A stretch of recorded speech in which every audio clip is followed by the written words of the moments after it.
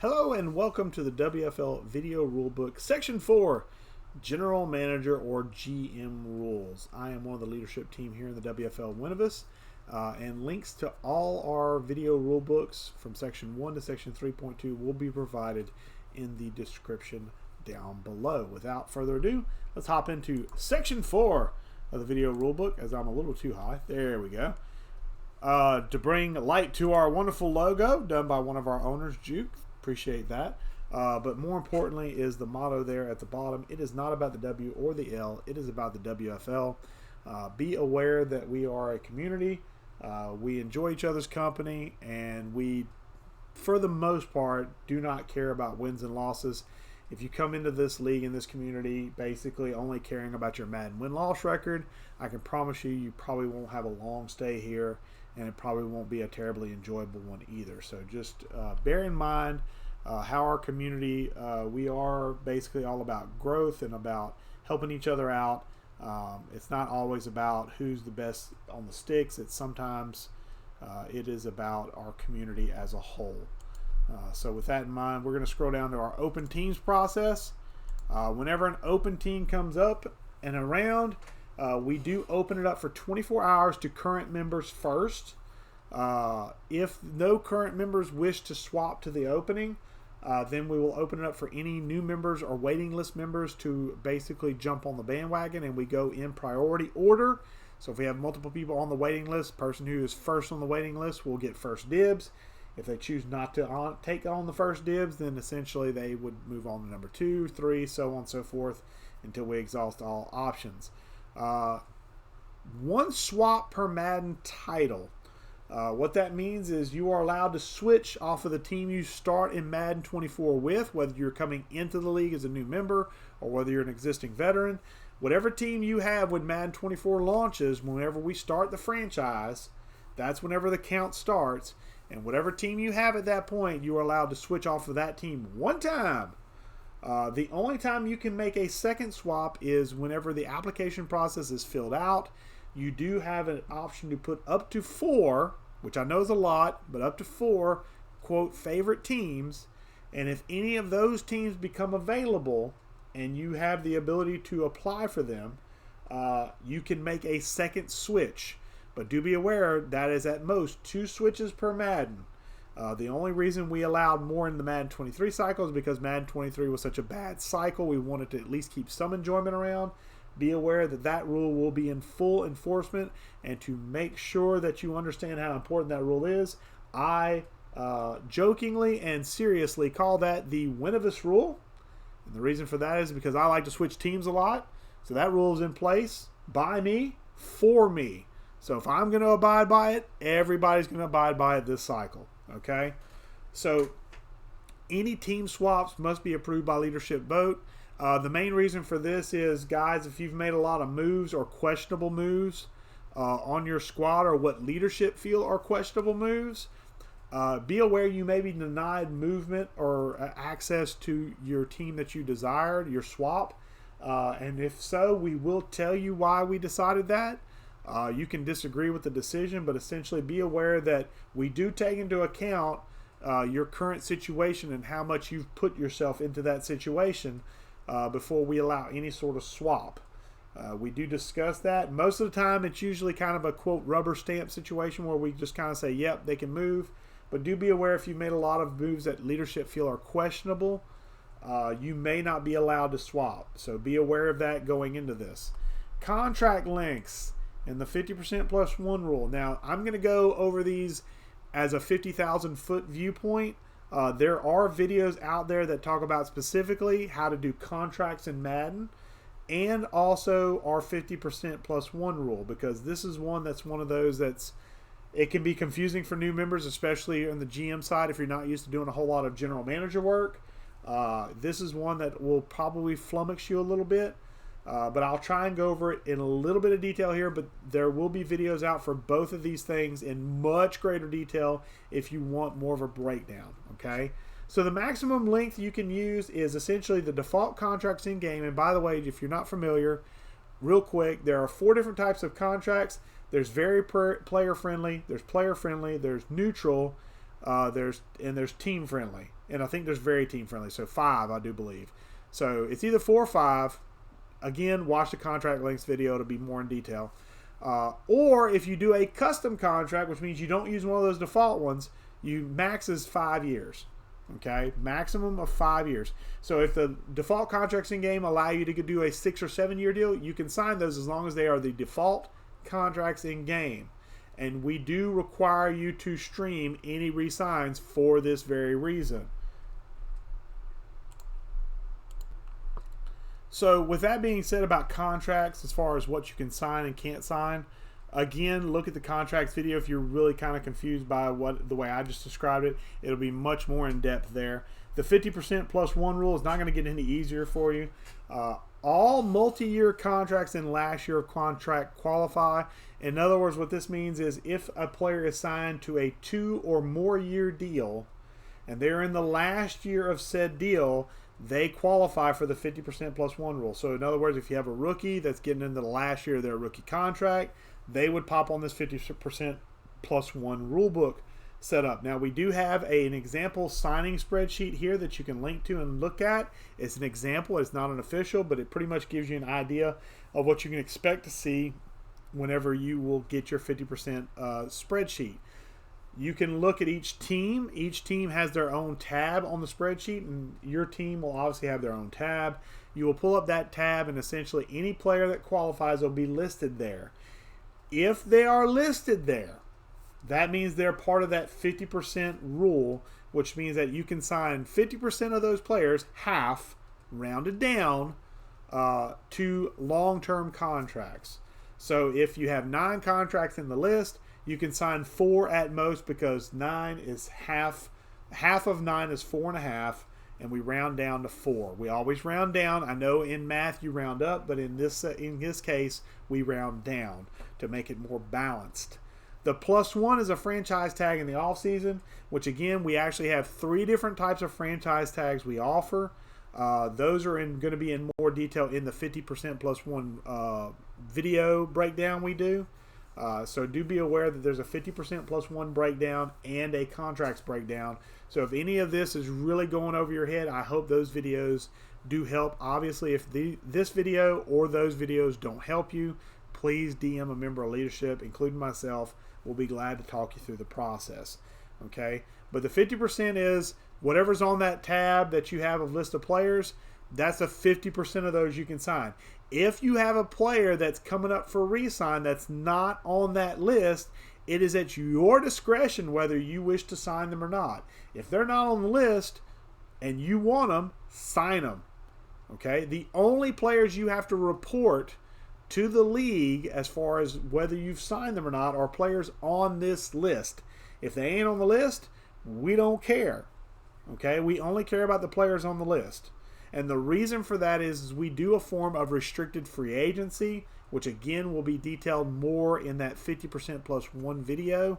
But just be aware that every player that's on that list is worth a certain number of off-season points. So if you let them go into free agency and walk and they sign with another club, you will get points equal to the value that's assigned to them, which is through Neon Sports. And essentially you get those points that you can use to improve players that are on your team using our off-season program. Okay, and if you're not familiar with our off-season program, guess what? There's a video on that too.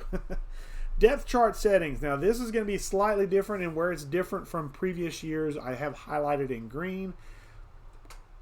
Actually not all, but quarterback can play quarterback, wide receiver, or tight end. This is a change. We're going to call this the Taysom Hill effect. Essentially, anybody that can qualify to play wide receiver or tight end, usually it's only going to be Taysom Hill, honestly. But there might be a couple other quarterbacks, especially with the talk of Madden having Madden-generated drafts that might have these crossover players like a Taysom Hill available via draft. Be aware that we're kind of trying to expand the horizons a little bit as far as what quarterback can play. Now, be aware, wide receiver and tight end, you cannot physically put them on the depth chart. If they show up on the depth chart, however, you can leave them there. If, for example, in Madden 23, Taysom Hill shows up as 3rd on the depth chart in tight end, if you take him off of it, however, you cannot put him back on it. So just things like that, be aware of those things. Halfback can play halfback, fullback, or wide receiver. Fullback is an addition mainly because the fullback position isn't a position that is going away, but to prevent it from being manipulated for speed purposes, if you place someone in the fullback depth chart, they have to be 89 or less speed. If they are 90 or faster, they cannot be at fullback. If you place a halfback in the wide receiver depth chart, they can be no higher than 4th on the depth chart, which means they must not be in your top 3. Continuing on, fullback can play fullback, halfback, or tight end. There are no restrictions as far as depth chart as to where you can play your fullback. Wide receiver can play wide receiver only. The main reason for this is simple. If you go into the depth chart settings and you try to put a wide receiver at any other position, there is no way to do that. So it's not because we're trying to restrict that as far as where we can play stuff. You literally can't put a wide receiver at any other position. You cannot. I've looked. Unless I missed cornerback somewhere. You cannot place a wide receiver anywhere but at wide receiver. You can't even play him at tight end. We used to have the rule where you could play him at wide receiver or tight end. I took it out because you can't put him at tight end. Okay? Tight end can play fullback or wide receiver. Now, this is true. Wide receiver depth chart, however, they can be no higher than 4th. So very similar to the halfback. Your tight end cannot be in your top 3 of your wide receiver depth chart. They must be 4th or lower. O-line can play anywhere. So if you have a tackle playing guard, a guard playing center, a center playing tackle, a guard playing tackle, that's all fine and dandy. You do not have to make position changes to do that. You can set up anybody. You can put your best 5 out there as far as your offensive line is concerned. Not entirely realistic, I do realize, but there are some things in Madden that I'm willing to let have a pass, and this is one of those things. Where O-line can play anywhere and you don't have to worry about making a position change for that. Defensive tackle. They can play defensive end, they can play defensive tackle, or they can play rush defensive tackle. This is some additions I've made in lieu of from 2 years ago, so I'm a little behind. The addition of the sub-packages depth charts. This is essentially something that we added in. And essentially, wherever a DT can be put in, they can be put in. So if you want to put a defensive tackle, defensive end, you can. If you want to put him at rush defensive tackle, you can. And actually, I did forget rush defensive end because I'm pretty sure they can play there as well, which is rush left end, rush right end. Defensive end can play defensive end, outside linebacker, defensive tackle, right rush left end, rush right end, rush defensive tackle. That's what the R stands for in front of these positions. If you are playing a defensive end, however, in the defensive tackle or rush defensive tackle depth chart, they must be 275 pounds or greater. If you have a defensive end in your defensive tackle, rush defensive tackle depth chart, and they are under 275 pounds, that is illegal. Middle linebacker can play middle linebacker, outside linebacker, rush defensive end. Outside linebacker can play middle linebacker, outside linebacker, rush or defensive end, rush defensive end. If you, however, you are playing an outside linebacker in those end positions, defensive end or rush end, they must be 240 or more pounds to qualify to be placed there. You cannot put a 220-pound guy that's very, very fast out there just because he's fast. You cannot put him out there to play rush end. That's not going to work. That is AI manipulation. That's why we have that weight requirement, because typically your weight guys are a little bit slower. Cornerback can play cornerback, free safety, strong safety, slot corner. If they're on the free safety or strong safety depth chart, this is a change. They must be 92 or less speed, and they must be 200 plus pounds. I have looked at Madden 23 ratings, since that's the thing I have most recent, and I'm looking at Madden 23 end of year rankings. And there are free safeties that qualify at 93 and 92 speed that are true free safeties. So in an effort to keep up with Madden as far as the NFL goes, this rule used to be you had to be 90 or less speed. So I've ticked it up just a little bit, but to balance it out, I've also made the requirement of 200 pounds. Of the free safeties that I looked at on Madden 23 that qualify at faster than 92, or at 92 or faster, only 2 of them are under 200 pounds. So I feel like this is a fair requirement to add along with the speed to give you a little bit more oomph there in the secondary as far as playing that speed factor back there. Rotating down after cornerback, free safety and strong safety, we'll kind of classify them both in the same spot. They can play their positions, their alternate positions. So free safety can play strong safety can play free safety. They can also play cornerback. They can also play slot cornerback. There are no restrictions to a free safety or strong safety playing at the slot or cornerback, slot corner or corner positions. Sub linebacker. This is one that's been in place for a while. I feel like it's a fair assessment, but guys still try and wiggle around this one and avoid this one. If you're putting your player at the sub linebacker position, they must be a middle linebacker or an outside linebacker. Yes, you can put a safety at that position. You can put a free safety, you can put a strong safety. But here is where the kicker is. They must be all of the following. The player that plays at the sub linebacker position, if they're not a middle linebacker or outside linebacker, they must be 6 foot or taller. Period. They cannot be 5'11". If they're 5'11", they don't qualify. They must be 210 pounds or more. If they are 209 pounds, they don't qualify. They must be 210 pounds. They must be 90 or less speed. If they're 91 speed, they are illegal. They must have 65 or better tackle rating to be in there, folks.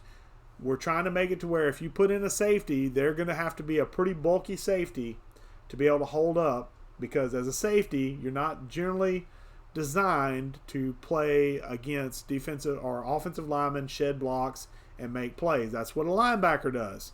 So to prevent folks from manipulating the AI, and basically also as a safety, you get better catch animations for interceptions. So to prevent folks from just user lurking the crap out of us, those restrictions are in place. Now, if a player meets all of those requirements, every single one of them, they can play at the sub linebacker position. And I will give you an example. I had a player, Joanne Williams, last year that was a corner by trade. I moved him to safety because he had 87 speed. But here's the kicker. He was 6'1". He was 215 pounds. He was 87 speed, and he had 67 tackle as a corner, former corner, that I converted to safety. And as a safety, he had better catch animations. Now, I didn't make use of it because I'm a terrible user, but that's an example of you using a little bit of strategy to your advantage. Okay? That's a legal play. However, they must qualify. Every single attribute must be hit for you to put them at sub linebacker. If even one of these is illegal, it's not legal. For example, I looked at somebody else last year, a guy at safety named Josh Jones, who is 6'2", I do believe. He's 224 pounds. He had 65 tackle on the dot. The problem with him, though, is he had 91 speed. I would have loved to use him at safety, at sub linebacker, because he also had 71 catch, but I can't play him there legally because he had the 91 speed. And if you're missing one thing in that tick mark list, you cannot use him at sub linebacker. And we do check these things. Also, just a heads up, we will have depth chart for Madden 24 reordering automatically off. So you will be responsible for editing your depth charts accordingly. It will not auto reorder every time you add a player or subtract a player. So do be aware of that. We will monitor depth charts for especially these specifics. The ones that I worry about the most are the cornerbacks playing safety and the sub linebacker position, because of the fact that it can be manipulated with better catch animations for the safeties. And we will be watching that. And if we see violations, those are things we can bring to the Players Association's attention. Just a heads up. Position change requirements.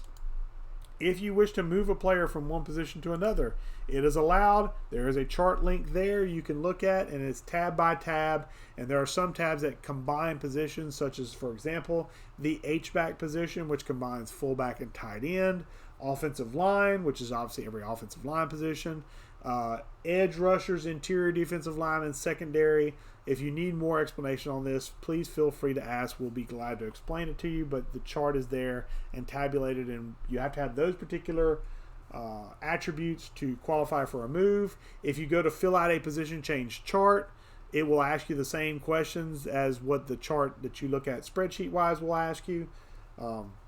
So essentially, if you get to a point where you say no to something that needs a yes, or yes to something that needs a no, the form will automatically deny you, so you don't really have to keep up with what you need. Just fill out the form, and if it gets denied, know that your player doesn't qualify because of whatever it denied you for. Trades. Probably one of the most important things we'll talk about here, other than any of the other stuff. You're allowed 3 trades per season. Now, obviously, you can get more trades due to incentives. I'm not going to talk about that here. There's another video for that. But be aware that if you get a trade denied, it counts as half a trade. So if you get a trade denied, the most trades you can make is 2. And if you get 2 denied deals, that's 1 full trade out the block. But be aware, even 1 trade denied can basically handcuff you a little bit. So make a good deal. If you have questions about whether or not a deal is good, feel free to DM me and I will give you my personal opinion on it, because I am one of the voters on the trade committee. I will let you know how I feel about the deal. Now, the way I feel may not be the way everybody feels. So do be aware that if you do ask for my advice in particular, be aware that as only one member of the trade committee, I do not hold any sort of sole power or authority to approve or veto a trade. But generally speaking, I feel like most of the time the way I feel about a trade is the way my committee will feel about the trade. So if you want some advice that can lead you most of the time the right way, feel free to ask. But do be aware, I've even had trades denied. So I'm not infallible as far as what I think a trade will go through, and then they hit the trade committee and they say no. Okay, so just be aware of that if you ask me for advice, that is. Blockbuster deals. This is a trade that involves a player with a 2,000 or more trade value on Neon Sports.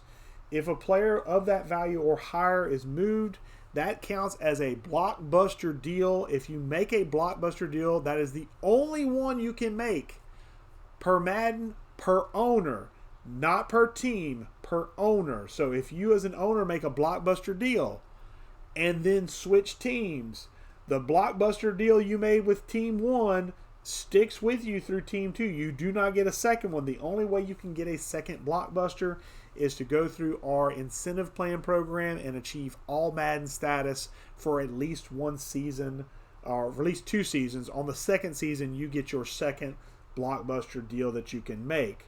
Okay, and that counts for the receiving and the sending owner. So even if you don't send back a blockbuster player in return for a blockbuster player, you get tagged with a blockbuster deal regardless. Okay, so be aware that just because you trade for, say, off the top of my head, because he's entering the last year of his deal at the time of this recording, like a Justin Herbert, if he is traded from the Chargers to, say, I don't know, the Rams, just as an example, I'm the owner of the Rams. I get dinged for that trade, so I can't make another blockbuster deal. So if I want to move like an Aaron Donald later on, I can't do that, or a Cooper Kupp. If their trade value is 2,000 or more, I can't move them. And the person who's the Chargers owner can't move another superstar or blockbuster player. So if they move Justin Herbert, they may not be able to move a Bosa if they wanted to move Bosa, because I believe Bosa would be above 2,000 trade value. It's all dependent on what the trade value is according to Neon Sports. So be aware of that. Those things can be flexible and change over time. Trades with only draft picks do not count against a 3 trade limit. So if you're only trading picks for picks, that doesn't count against your limit. All trades must be posted using the Neon Sports interface, though. Neon Sports does have an app that is usable on Apple and Android products. You can obviously use the website as well. You basically post the trade through there. Once the trade is posted, it automatically pops up in the trade voting area, and it will notify everyone on the trade committee that a trade has been entered to be processed. We then vote on the trade. Whether it's approved or denied, both players that are involved in the trade will be notified that the trade has either been approved or denied. And if it's been denied, obviously you'll want to get with leadership to find out why. If it's been approved, you can execute it in a game. Do not execute a trade in game until it has been approved by the trade committee. I've not yet had that problem, but I want to emphasize that if you do that, there will be issues had with everyone involved, including myself.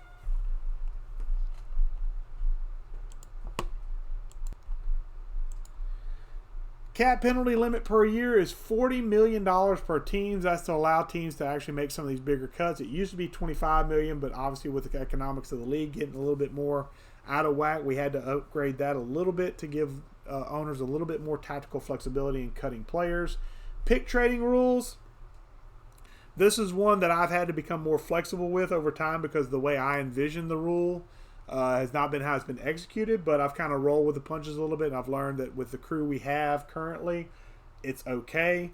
Can only trade first rounders in the upcoming draft, no future first. Originally, that was supposed to be basically you cannot trade a first round pick until the offseason. But in today's NFL, players move for picks like this all the time. You see first round picks traded for other stuff during the season. The reason I was always hesitant about it, first round picks moving during the season, is what happens if the owner that trades that pick then either is removed or quits.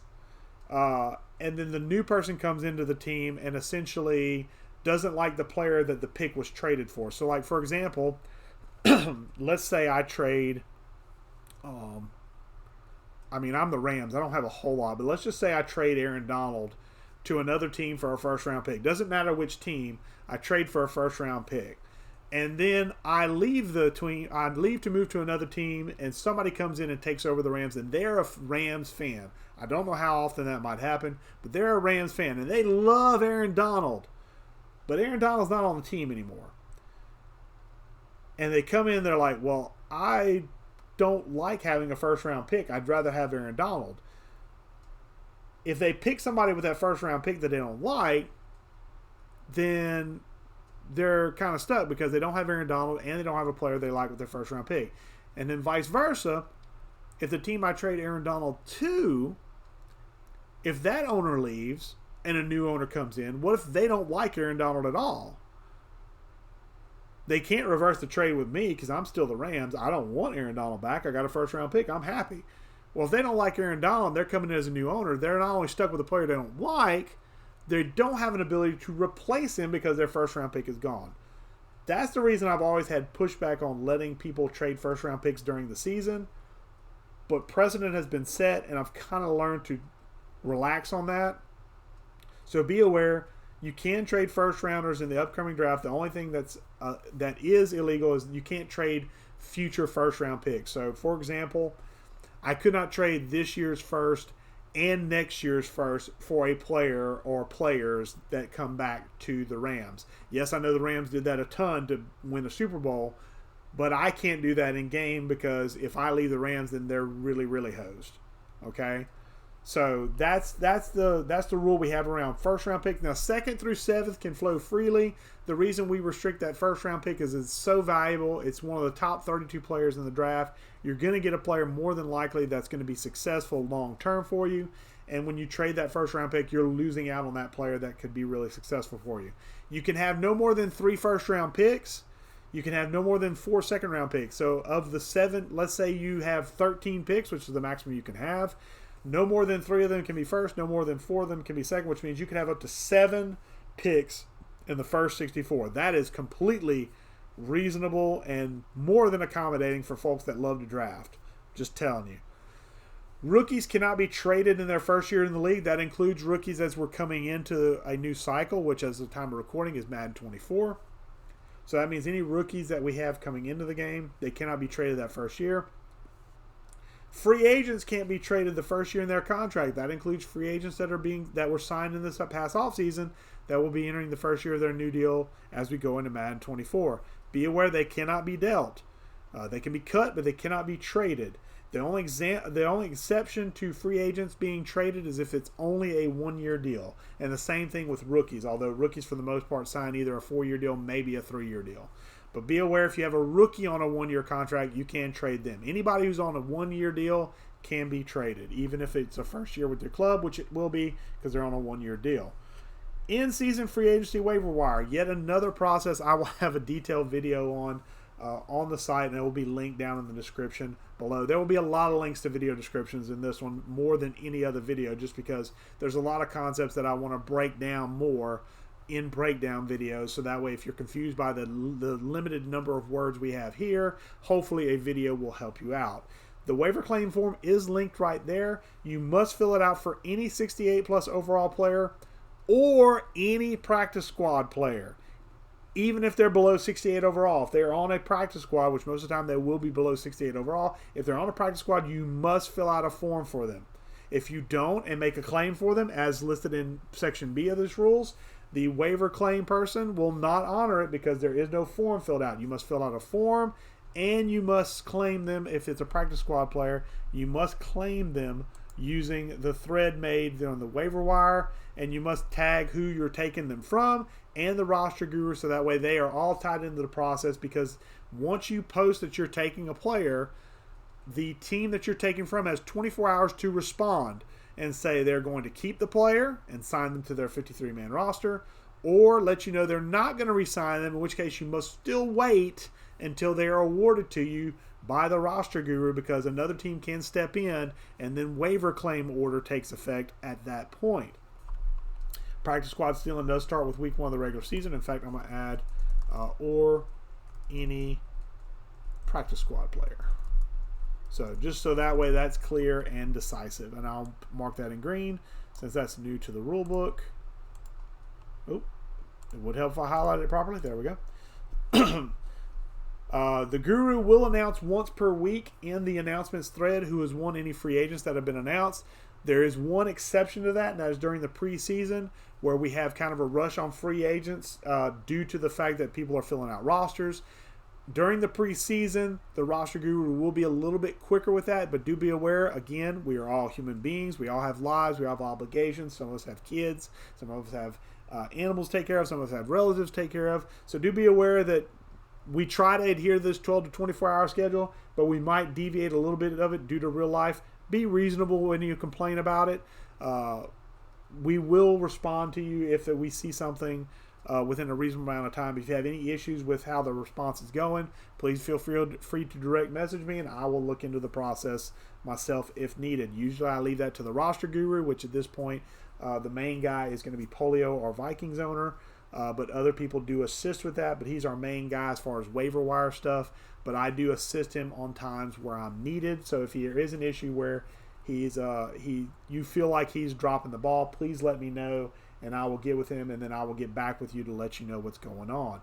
Most of the time, though, Polio is really good about posting his waiver wire stuff on a weekly basis, and that is schedule week. So week 1 of the regular season, week 2 of the regular season, week 3 of the regular season. So if you need players before he announces, you need to sign them off the practice squad then.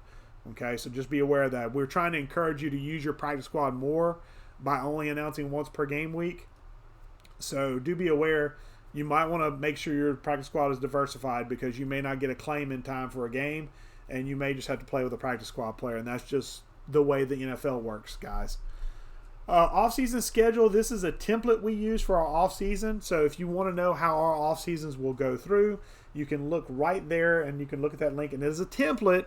So be aware, obviously, when we get closer to the actual final date, we will add specific days and dates in to let you know exactly when things are going to happen. Because in the off-season, we move like clockwork on these processes, because we want to get to the new season as quickly as possible and as efficiently as possible. So be aware that in the off-season, that's the bad time to check out. If you know you're going to be gone during the off-season, please set yourself to autopilot, so that way we can know your team is at least being managed a little bit. Okay? And then some things that'll be in parts of other videos. The attribute upgrade program and the off-season program. Both of those are essentially, attribute upgrade program is with the off-season regimen program and awards we offer in WFL for players. Excuse me.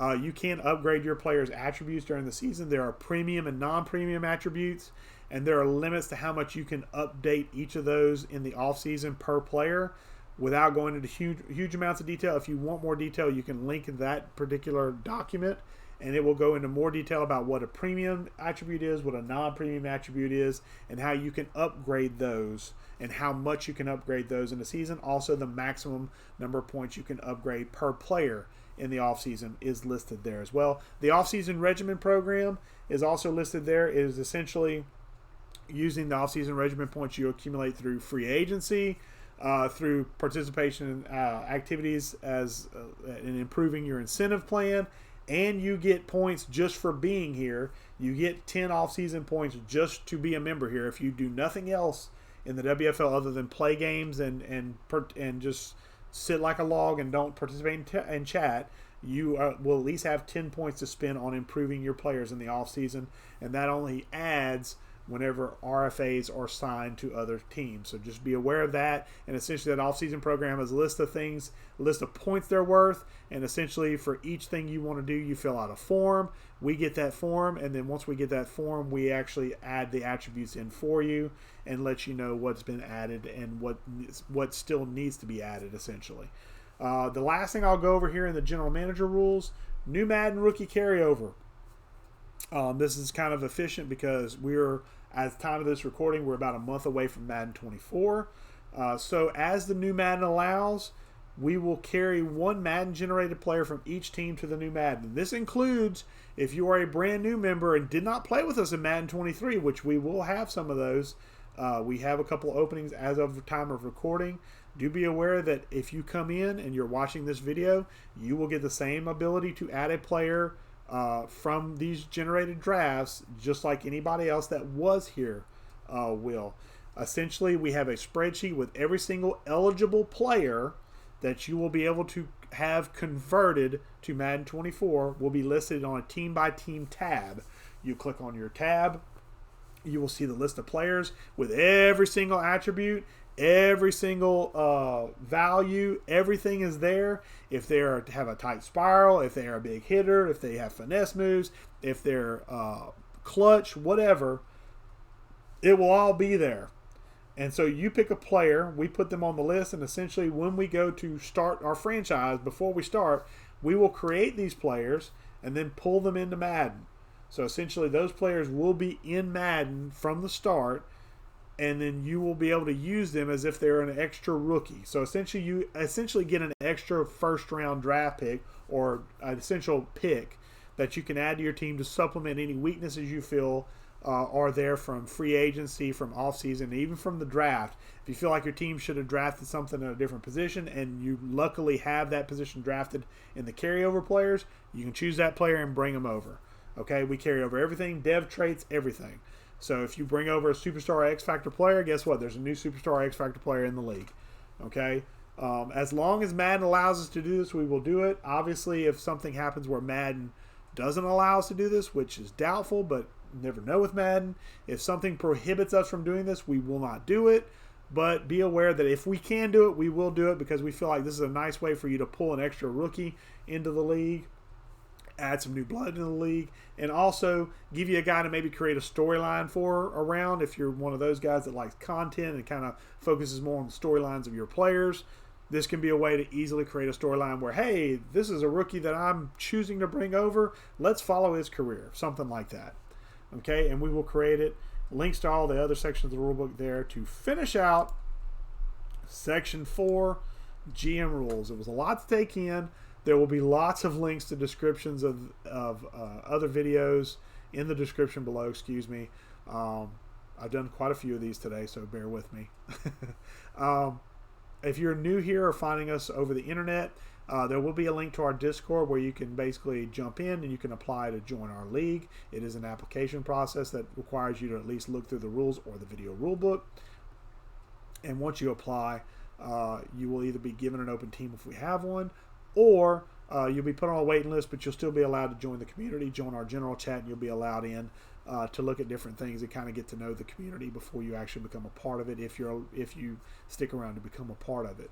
I appreciate your time here, whether you're finding us across the internet or if you're coming here from the WFL to kind of brush up on stuff. I am Winuvas, one of the leadership team here in the WFL. This has been Section 4 of our WFL video rulebook, all around general manager rules. Thank you for your time, as always, guys, and I will catch you later.